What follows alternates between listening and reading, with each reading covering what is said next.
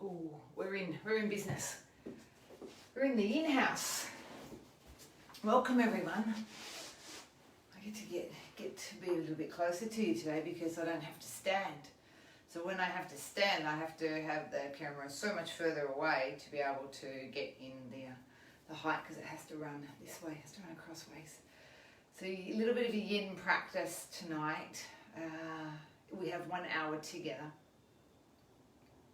It's our last, like, shall I say, official Yin, though I hear a little bit of sadness from people that they really like their Yin.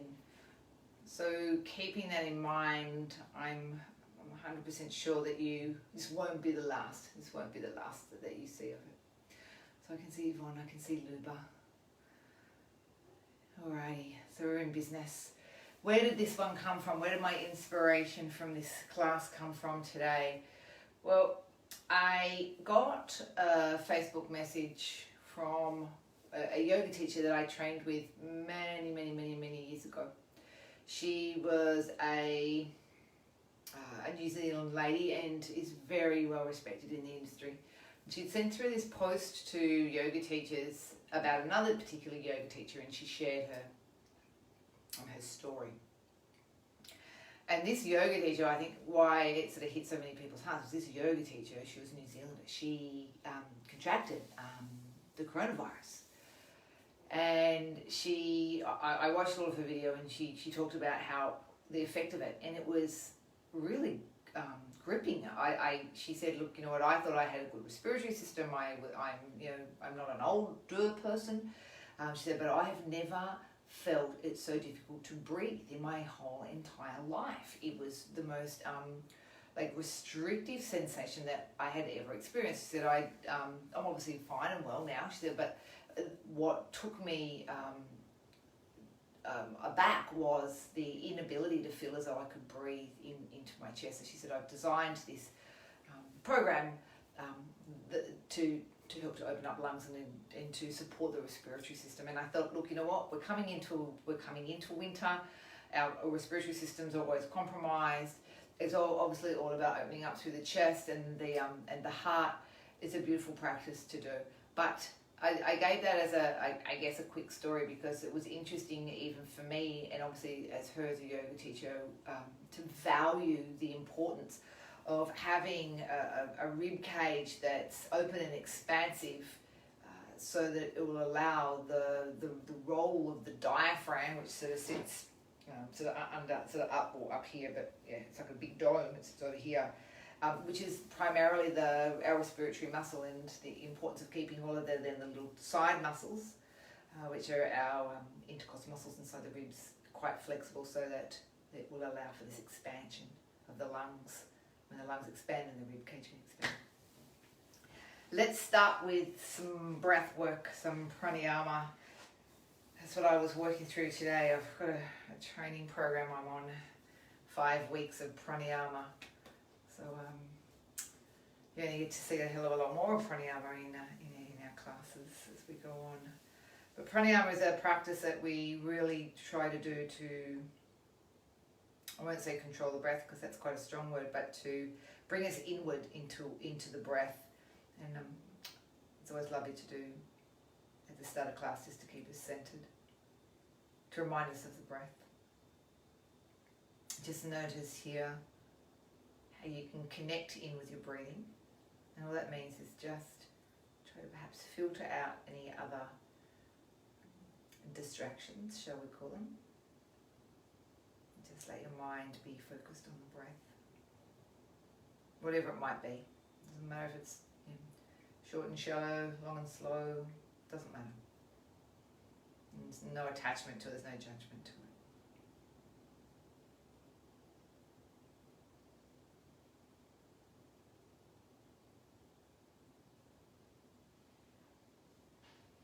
When you're ready, perhaps you can make some very small adjustments to the breathing. Can we notice the breath being a little slower? Perhaps this is done by obviously bringing the breath in and out through the nostrils, but being more mindful of the breath. And allowing that breath to really enter the lungs and fill all edges, all sides of the lungs.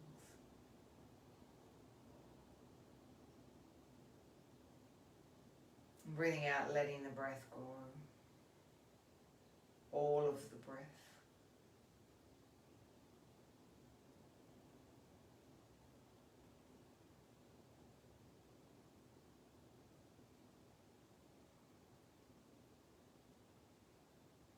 Slow, smooth,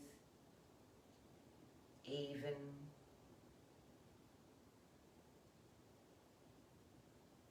Keeping the same quality of the breath from the time that you start it to the time that you finish it.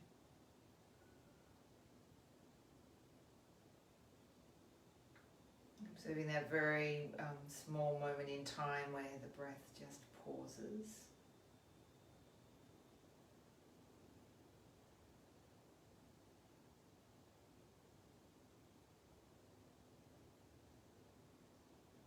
Can you start to notice that natural rhythm?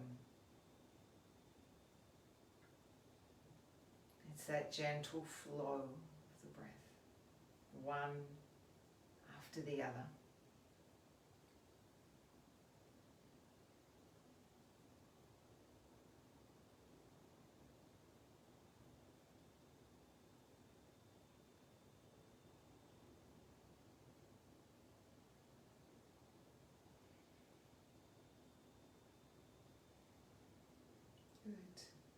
Now that we've just become slightly more connected to the breath, what we can do is remind ourselves to maintain that breath. As we begin to move into our very first pose, which for us will be a lying incline pose. It's what we call a supta Baddha Konasana, a reclined cobbler's pose. If you have any kind of props that can support you, that would be wonderful. It could be one or two of your blocks in order to create a little structure here for us to rest onto. Depending on how big your bolster is or any kind of propping mechanism that you might have, could be a little makeshift version. It won't matter. Remember, we talked about how the importance of opening up through the chest and right across this, the area that's responsible for our respiration, our breathing. This is, you'll notice that I've got my back. So this is very much like in restorative, how we're mindful of having our back right into that bolster so there's no gap, so that lower back gets supported. In Yin, we're also very conscious of the fact of the length or the duration of time that we're here for. Your choice of how you have the legs here is a little stronger because there's not that support. But again, remember, we're not here for restorative. Okay? We're here to feel what's going on and to sense what's going on. And ideally, there's some activity going here into this inner leg. And as we open up the arms out wide, the same will happen here. We'll get that openness, expansiveness to the chest. Yin, restorative would have all those arms propped up, would have all those legs propped up, and it's really sort of supportive and very sort of luscious. Yin, we should not feel that there's force or strain, but we do need to acknowledge that there's some activity. There's some, as I call it, some conversation going on here.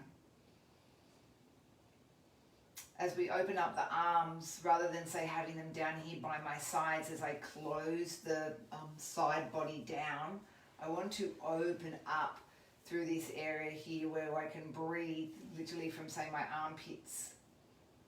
So that means wide arms coming literally almost out from this shoulder structure. Very happy if it's comfortable for you to close the eyes or even just to have a very sort of soft gaze.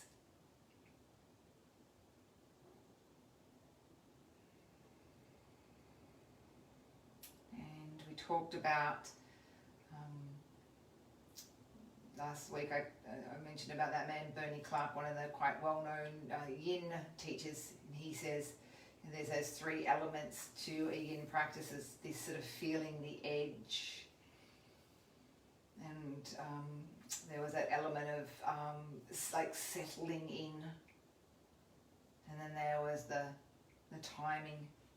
Once we've got that settled in pose, then it's how long do we hang in there for? So we want to notice when we let gravity do its job, we let gravity weight the legs down. We have that wide, long arms to feel the chest expand.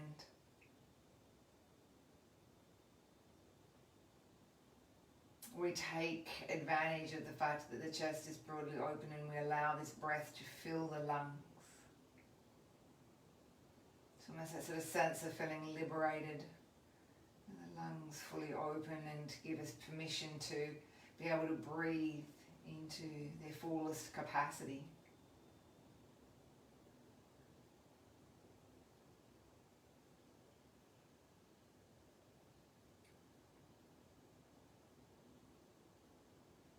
And I believe, my personal belief is that yin practice is very much a meditative practice, in the sense that it draws us inwards. Okay, that's what meditation does. It draws us into the breath and into our inner sense, our inner being.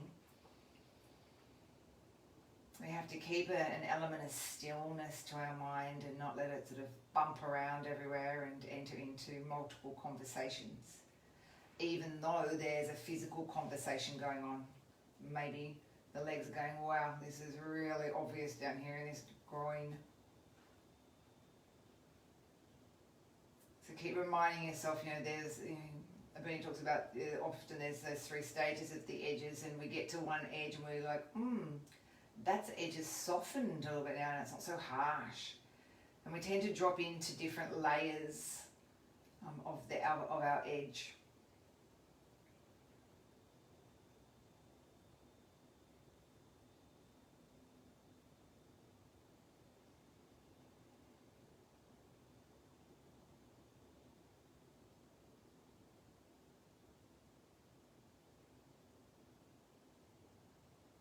Again, we're staying here whilst we can feel that activity but not feel the force or the strain. If we get to a point where we think, it's beyond comfortable, talk about that element of, there needs to be, we need to feel the element of being uncomfortable but not unbearable. If it gets slightly into that point where it's unbearable, then add some, gentle support, and then just take that, that sharp edge. Okay, that sharp edge of the pose out. Okay, we're not here to create tension. Okay, we're here to encourage the fascial layers of the body to literally just dissolve a little and soften.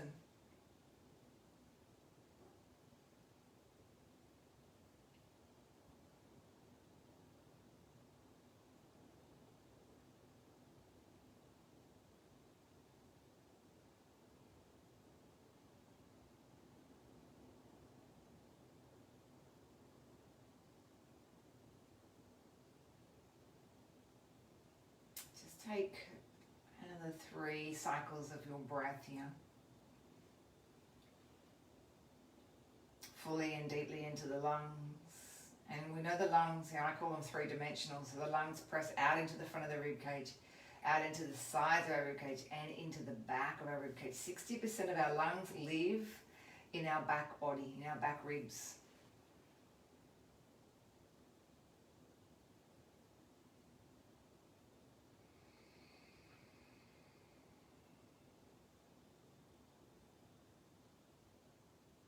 When we choose to come out, obviously we want to come out with some softness and some ease, no strain. That might therefore mean a gentle help, the legs back together. And we can just sit here and go into that reset mode. Okay, arms can come now back into the body, close it down. So just hit that button of allowing all the nourishment to happen. Neutral position. That when we sit in neutral, then This is the body's repair time. Time for it to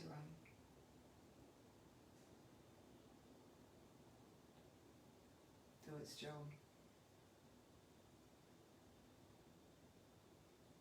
Good.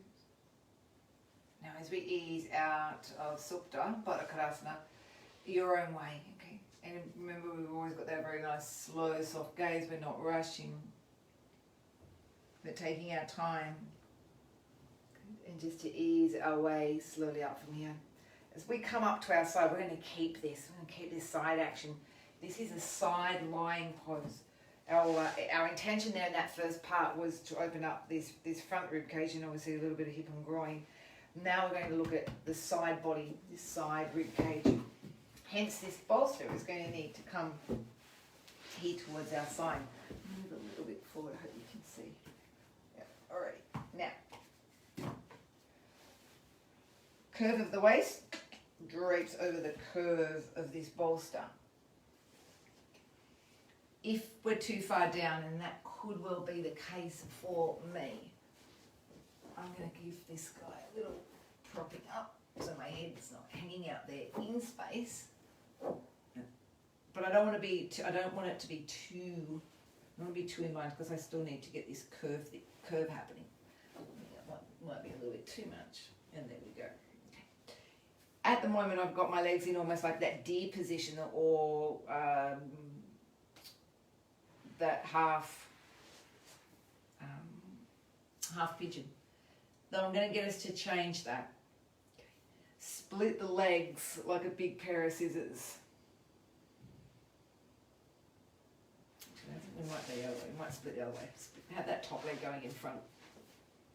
Yes, that's better. Have the top leg going in front like a big. Split that back leg's trying to pull back behind us as well. Watch that it doesn't try to roll us forward here. So I'm still thinking it's very much a side bend, and that extra bit of side bend comes from this top arm being over here. We can reach that arm nice and long.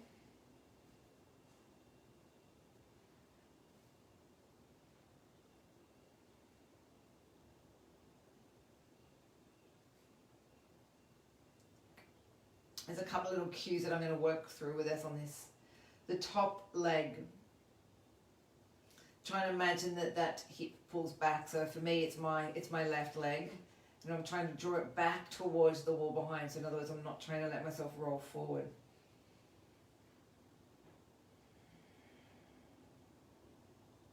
I'm encouraging that same shoulder to do similar, so that I don't collapse forward.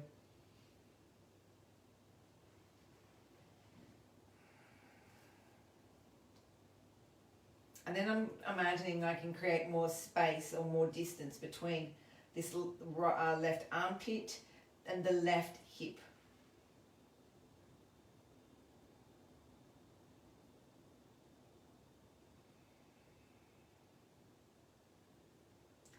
With the breath now being very intentional, here into this top side rib cage here, opening up through the side of the intercostal muscles.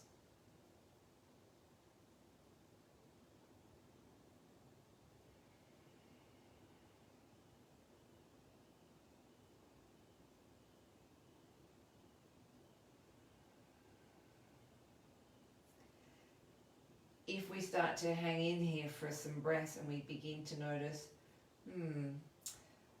the edge isn't so sharp anymore. The way we can explore this one a little bit more, and because I can feel it myself. Now I can get down here. I was absolutely no way before I could. So that's how much, like there was no hope of me getting over. But literally just by sitting in it and allowing the breath just to soften, I have much greater opportunity for that to happen.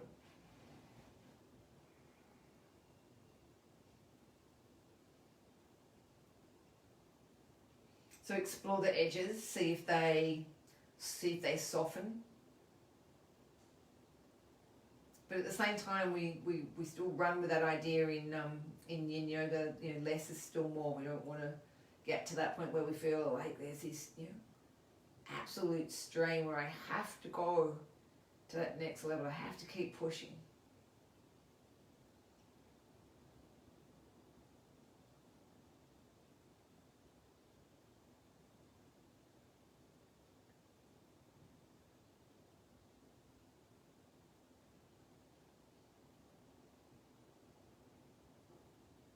And our top left hip's pulling down away from our armpit. Keep reminding yourself of that, length and side here.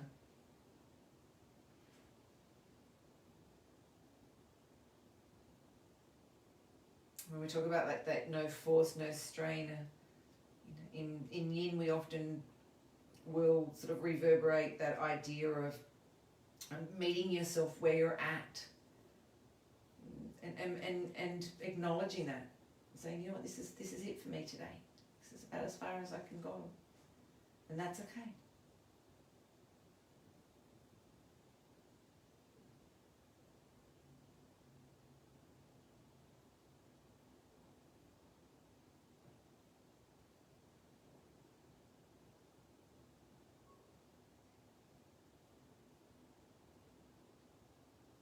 Just noticing that. Again, as we mentioned, there's that opportunity for the mind to perhaps head off into that thinking mode, the intellect mode.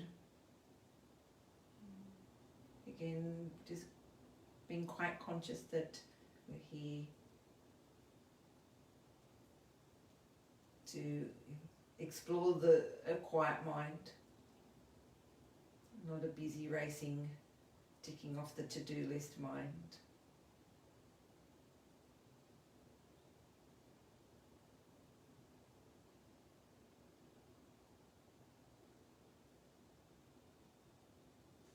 Be mindful for the next few breaths here that you're very much focusing that breath coming into the side of the lungs. That's another thing I learnt today, that your right lung is bigger than your left lung. Not by a large amount, but by some degree, because the left lung has to make room for the heart. So it's not even exactly the same, not even the exact same shape.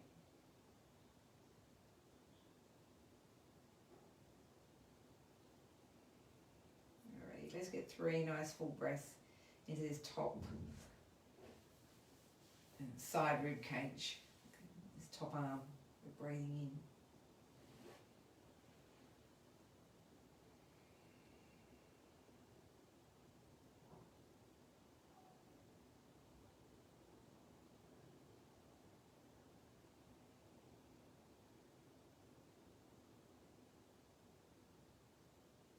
Good. Now my suggestion is, as we come out of this one, be very, very kind to the arm. You might even use your other hand to support it.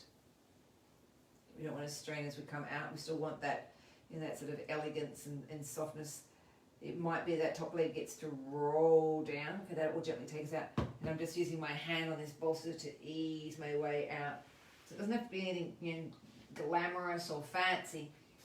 We're going to go onto our bellies because that will be our reset here.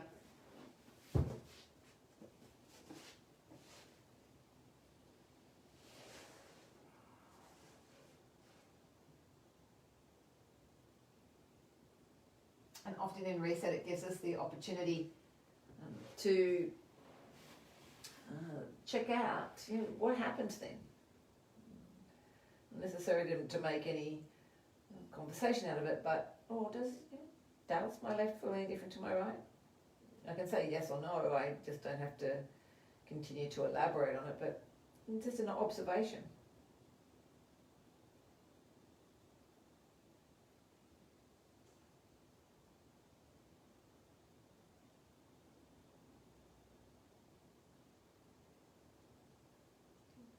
Our second side, again gentle, kind as you come up, not rushing, but finding that bolster and props as we send ourselves over to the other side. So if you had your left side up top, it's now down the bottom.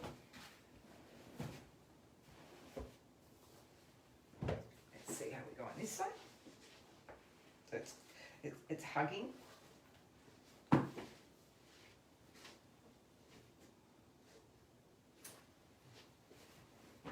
yourself some help if you need it, because I definitely do.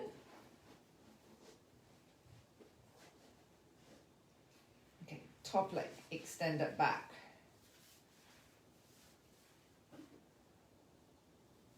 Other side leg, go forward.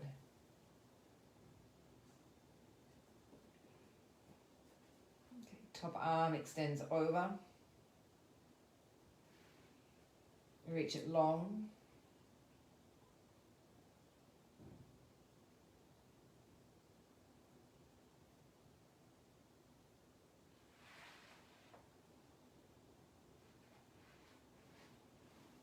Get comfy, but not too comfy. Now remember we're here, it's a side bend. So it's like, say, banana rama or any of those lateral bends. When we take a side bend, if we're in, say, head of the cow or any of those poses here. The idea is that we don't tip forward, that we hinge at the side of the body, and we open up through the vertebral columns through the side of the body, but we also allow this expansion to come into the ribs. Right shoulder rolls back, so to does that right hip. You know, we're really mindful that we're not tipping forward. Breathing into the most obvious open areas. That right side rib cage.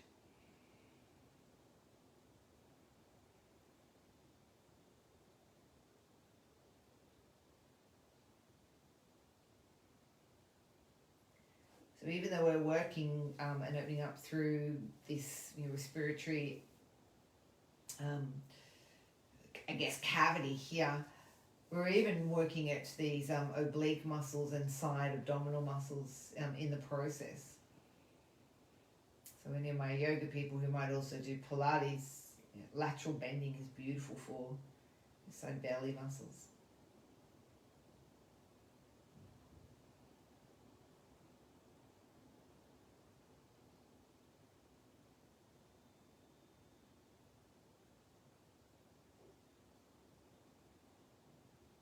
So when we do, or if we work into our poses with less force, understanding that idea of less is best, then we can stay longer. Okay. And then it's duration that addresses the fascia. So I can even see now how much different that is. Like my head can comfortably get to the floor now. So I don't even need this, but before I really needed, almost like a block height. So it really, that's what I like having, what I call like benchmarks or foundations where you can compare, because not that we're here to compare necessarily, but to say, wow, that does work. That's all I need to say. I don't need to judge myself, but it's nice to go, wow, by sitting in that for that 3 to 5 minutes, that's made a huge difference compared to if I just draped over it, took 3 or 4 breaths and went, yep, done my side stretch. It's almost like, yep, it proves a point to me, confirming that duration is important. Sitting with it, and getting comfortable and allowing those muscle tissues to just soften.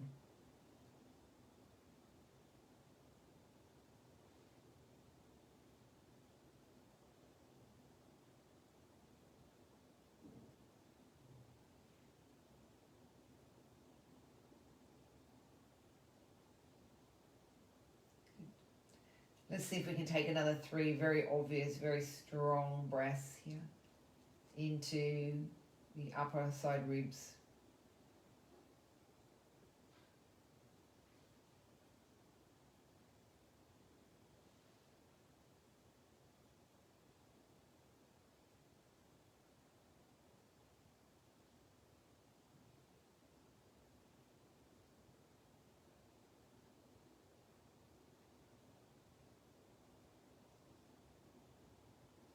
Now when we come out of it, we might start to move the legs, getting everything back into shape.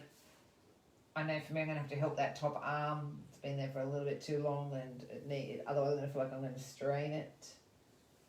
Take your time as you slowly remember that ease and not sort of shocking the body as we come out. As we rest back down.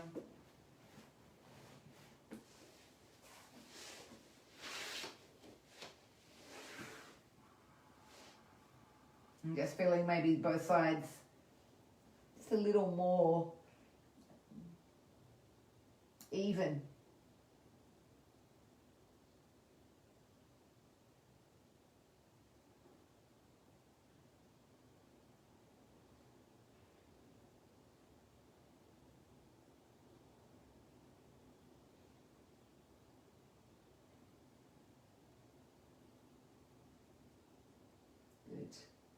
As we come and ease out, bringing the hands back near the chest, as we push very, very slowly up into a child's pose. This will be a slightly wider child's pose. It'll allow our chest to drop down, but it's going to give us enough. I've got my bolster here to use with higher arms. So if I go up here, you know, as I have higher arms, I have to work a little harder here at getting my body down through these arms.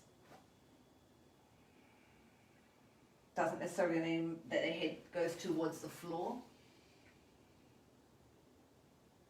You can feel the work that it's creating in the upper body into the shoulders and into the top of the chest here. With the exposure of the back, therefore the exposure of the lungs in the back body, that's 60% of the lungs finding themselves in the back of our rib cage. That's where we want to allow the breath to channel. Okay, nice full deep breaths into the back of us. And then just feeling the body soften and melt on the exhale. Really start to adjust into it.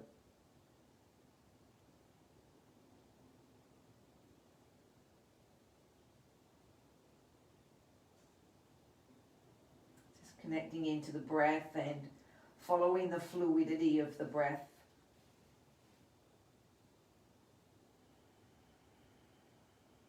Just adjusting if any of the edges are just a little too strong.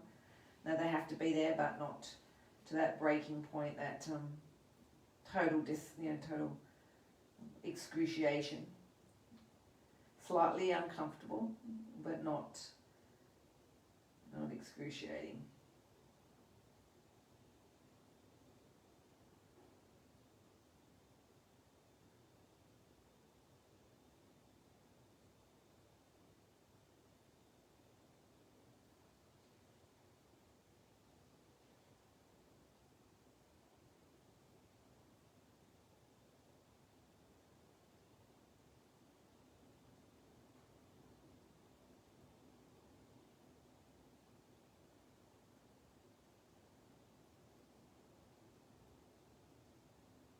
Just noticing anywhere else in the body that might be wanting to offer perhaps some assistance. Can we let that go? Do we have to hold on tightly, say, in the arm or the shoulders? Can we just perhaps allow our attention to go more towards softening that part of the body and not allowing it to hold on, okay, giving it permission. And telling it it's okay, you can soften, you know what, belly, you can hang out, you can hang between these legs, it's okay.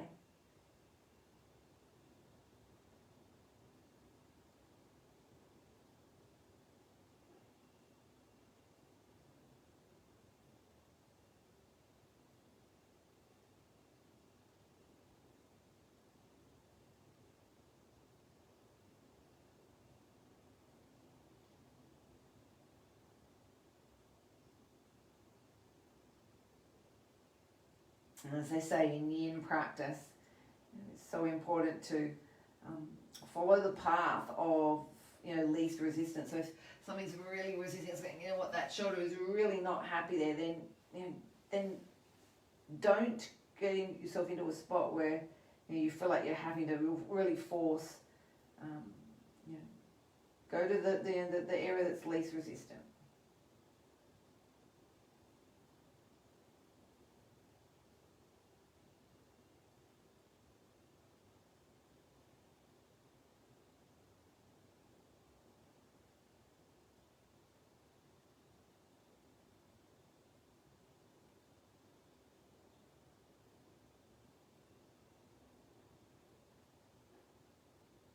Good.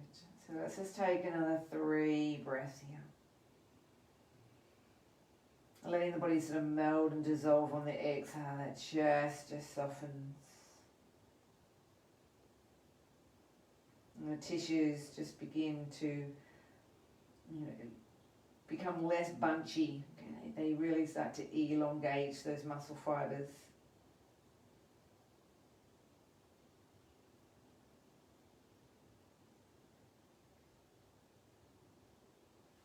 When we choose to come out of it, my suggestion is really mindful of coming out with bent arms. Okay, that will take any work out of the shoulders. Soft and gentle as we use our weight to come back up here. Good. Find your way slowly around and down into our lying, our Shavasana pose. I'll let the body just reset here.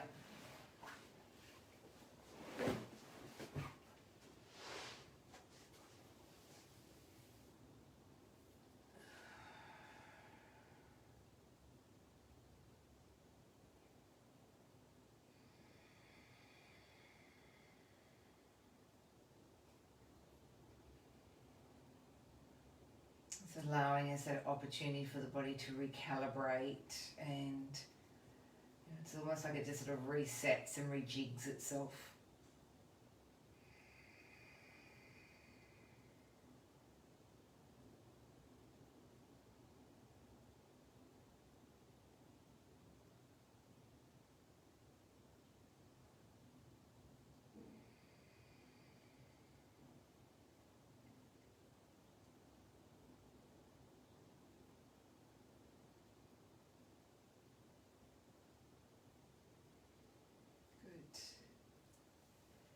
As we stay lying on our backs, we're moving to bridge. Now, I'm going to suggest that we do it more as a supportive bridge. Block, you could jiggle your bolster in underneath.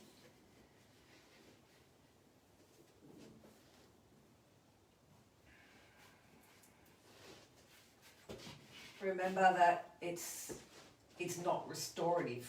So sometimes we will do this pose in restorative, but it probably wouldn't be this high.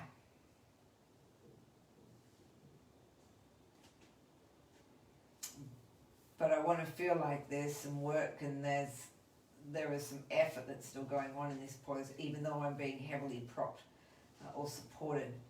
To get that chest into the equation, I'm going to bring my arms underneath, interlock the fingers. I now have my back in the equation, so it's working, my shoulder blades are drawing together. The chest is more open and expansive, so I can allow the breath to fill the lungs fully.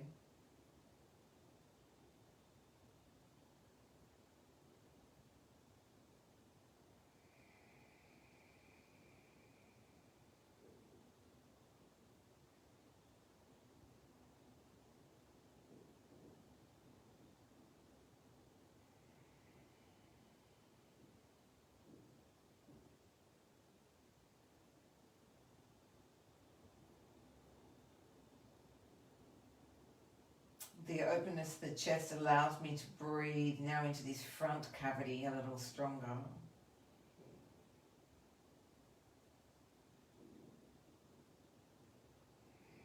So full breath in. That complete exhalation allowing the body just to soften and melt into it.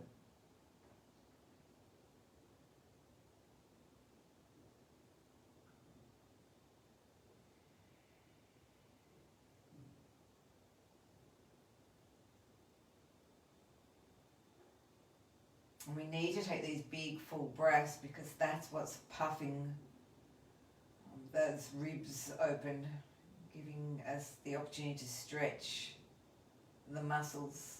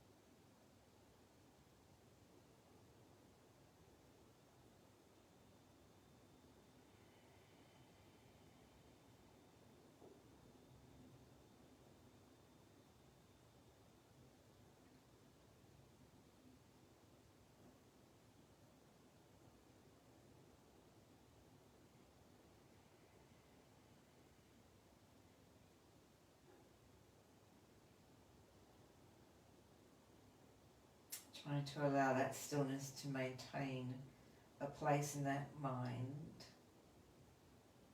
which then it doesn't want to wander off and become interactive with your thoughts.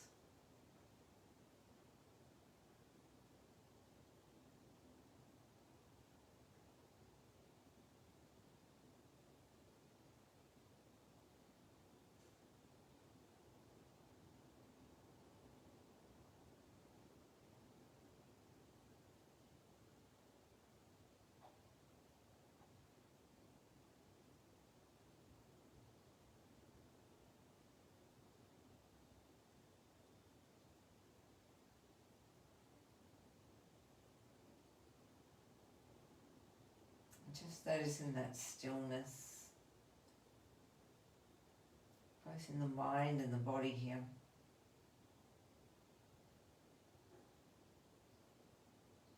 When the mind is still, it's when we can start to hear things. We become more observant on what's going on. So when we don't have so much chatter going on upstairs, then we can like go, oh wow, I can really feel that over here on this side, or gee, that feels tighter than what it normally might do, or wow, I can really feel some interesting work going on over here. And if we consume ourselves with too much discussion in the mind, then we can't listen, we can't hear what's going on those sort of deeper, more subtle levels, but very, very important levels. And they're the ones that tell us to back off or rest up or take time to nurture, take time to nourish.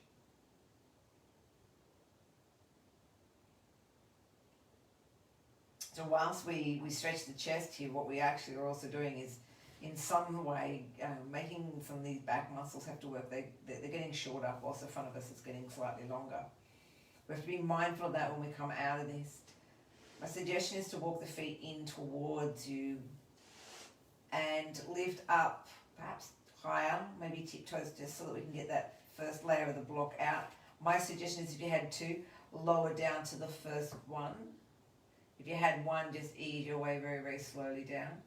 Get used to whatever your next level is, because we don't want to send the body into shock here. And then if you want to go into that very last one, we do the same. We lift up, we do take time, we slip on out, we ease back down. This is where we imprint the whole spine back into the mat. Very important to go into Shavasana after this one, particularly for all the work that happened in that back body. We've got to really reset it back out onto the floor and allowing it just to take on board everything we just did.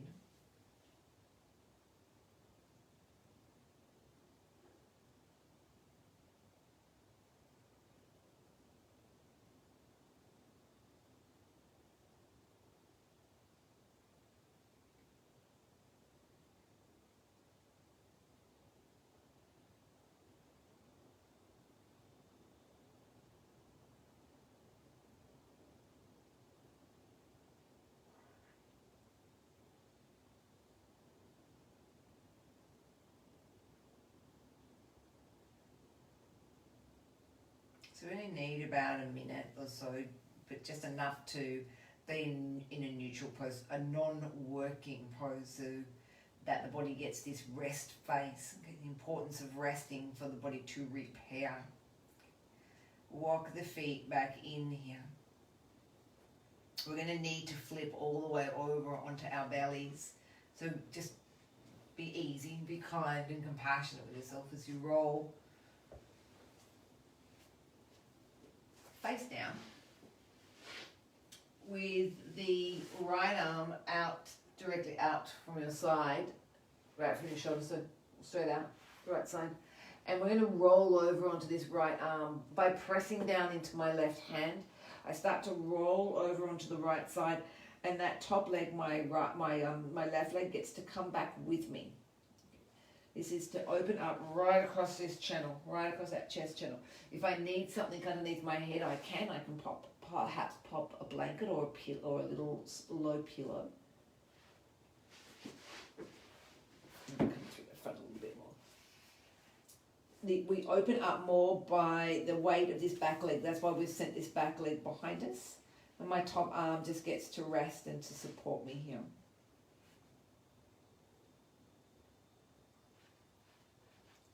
And I guess one of the other lovely things about being in a pose for duration, for time, is it allows us to acknowledge parts of the body where tension could well be holding or even hiding. And it gives us the opportunity to let that go. Okay, what can we do here to maybe work into softening that area more?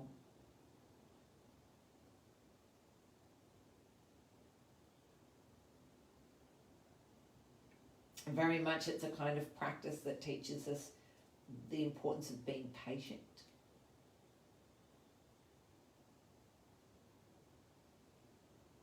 Because there is no room to rush with this. And we definitely have to ease into all the different sort of edges of the pose. If we go too hard, okay, then obviously we'll react very quickly to that.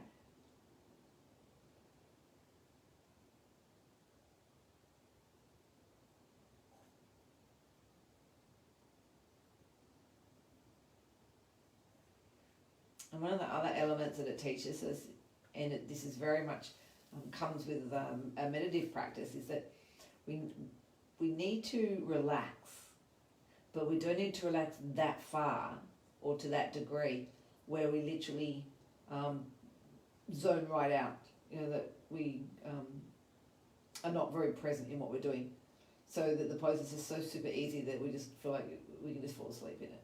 Okay. So it does need to have an element of work to it, so that we can still keep alert in the pose too.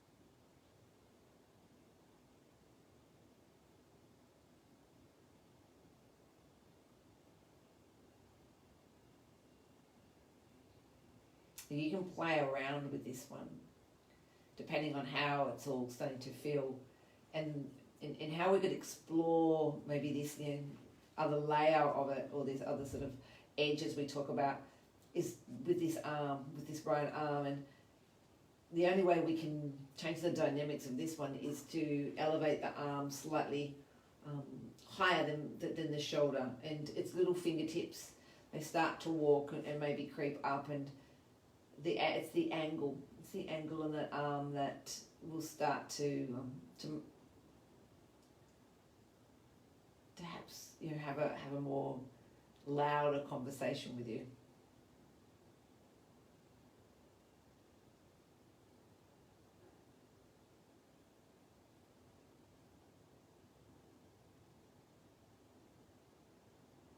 Good. Now again, no rush to come out, but if we've got a higher arm, I definitely suggest bringing the arm back in line with the shoulder.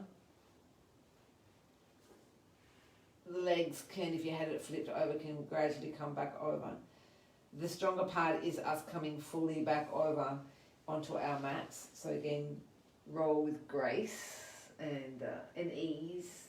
That right arm's going to want to come in. I wouldn't bring it into my body. I would slide it lying down like a little angel's arm, back down, and then I would bend it. That's what feels comfortable for me. And then just again that rest.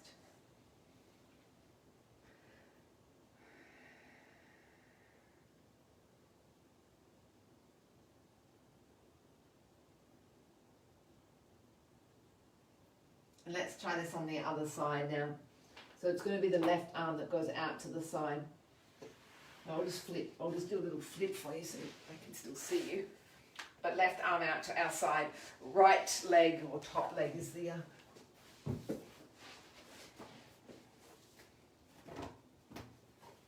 What's the leg that flips over? Alright, we're in business. I don't have a lot of room in my little back. My little oasis out back here. Alrighty. So we let gravity sort of just work with us on this opening of the leg. The edge is obviously more likely to be this shoulder and across the fronts of the pecs. Beautiful chest opening, particularly if we've sort of rounded our body a lot during the day and been hunched over, and it can be anything. Gosh, you think about even if you were cooking and you were stirring a pot a lot, you're hunched over and you're rounded forward. And simple things, even people might be doing a few of their little hobbies at the moment, and things like crocheting or knitting, cross stitching. Gravity is constantly rounding us forward and shortening, definitely shortening those front muscles and tightening up the chest. So even if they're, it's not always necessarily work related, but hobby or interest related, can put strain on our bodies, definitely.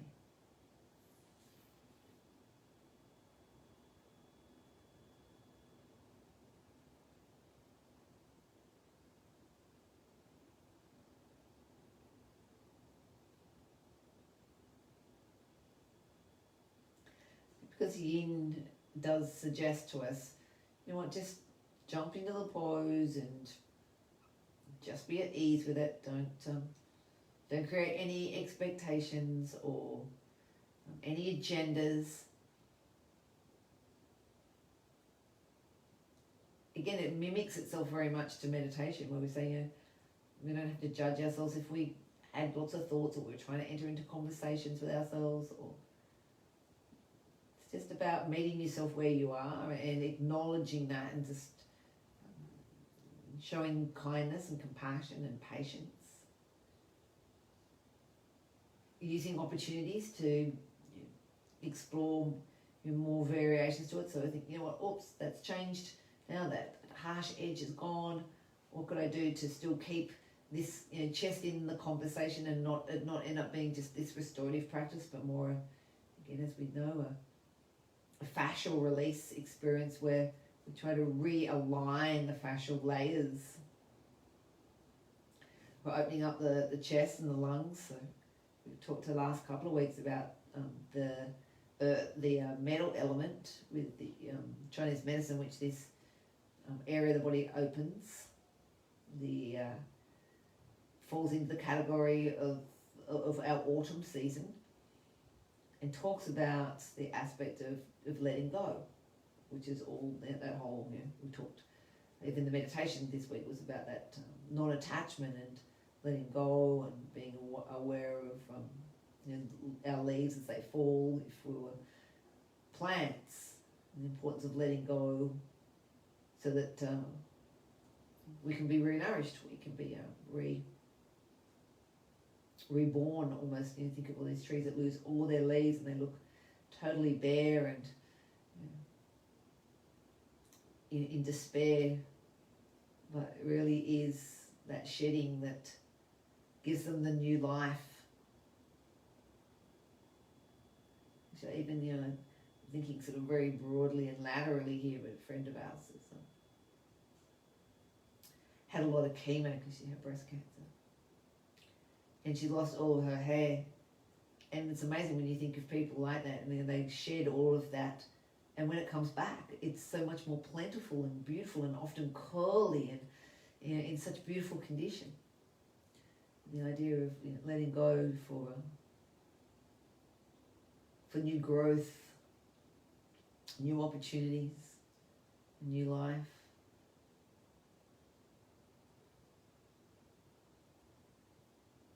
So 3 to 5 minutes is about the max you want to sit in any of these. You don't want to take it too far, where it might just get into some kind of spasm because it's quite a decent, obvious stretch. So I suggested for that other one we come out, perhaps we relay our knees back together. That brings the hips back. Okay. And then whatever way feels comfortable for us to walk this arm in. Okay, you'll know what feels right for you. I know that it has come down by my side before I bring it back in. What I will get us to do is find your way into Shavasana. Just come back and collect your bolster. If it's comfortable to go underneath the knees, we'll use this just to rest out. Again, be comfy here if it means a little bit of extra padding on the behind the back of the head just to keep neutral in our spine. If you want to put your socks on or a jacket or even a light blanket over the top just to support you. Feel now, we just rest. I guess all that deliciousness of all that upper body opening here.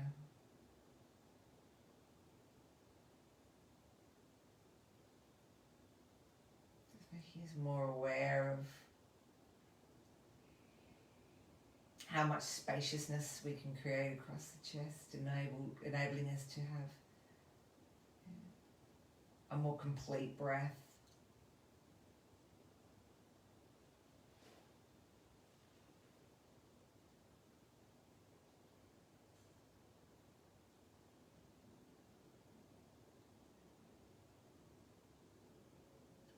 Really allowing the body here to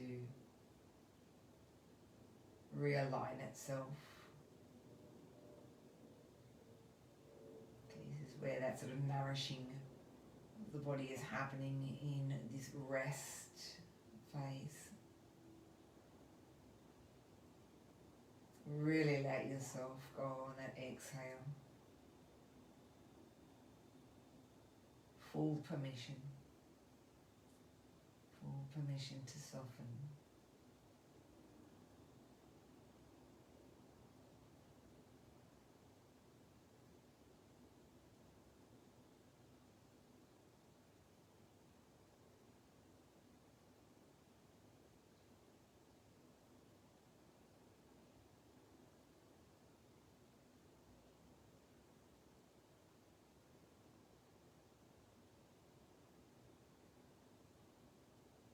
Just notice the breath.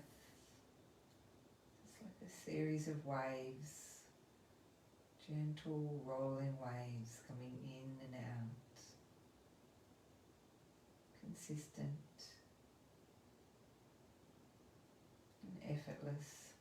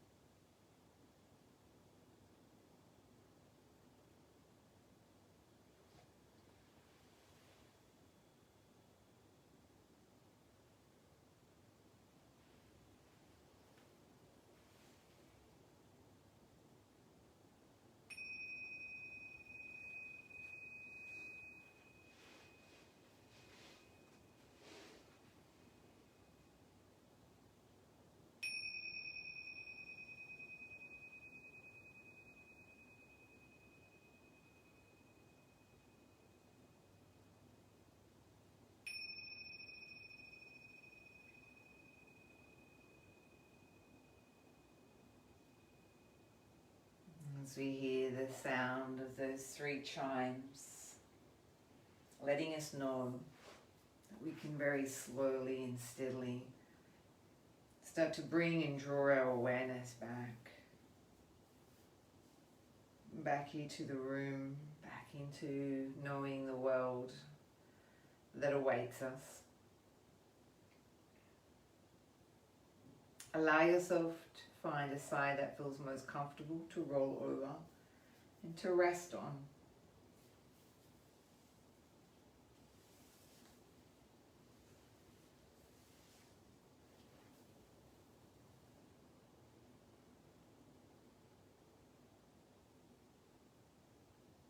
As we continue to come up into sitting, we get to meet with the palms together, resting here at the heart. Head softly bowed.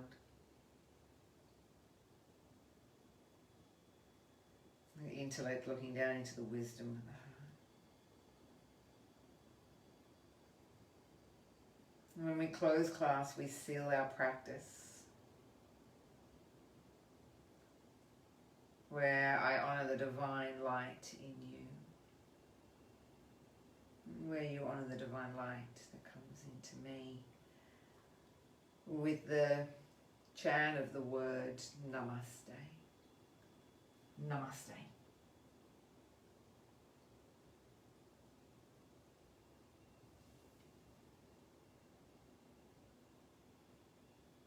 And there's our yin for the year. Well, in that capacity, maybe in that little 4-week block. But you'll see it snuck in.